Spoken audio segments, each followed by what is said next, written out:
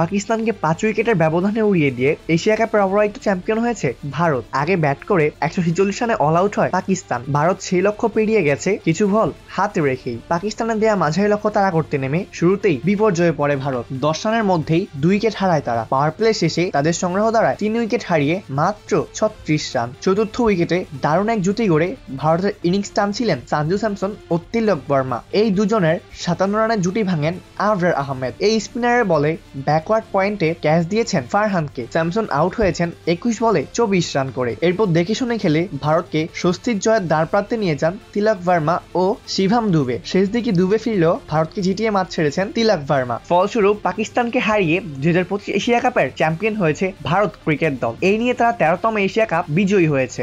Apurba Das, প্লেভাস news.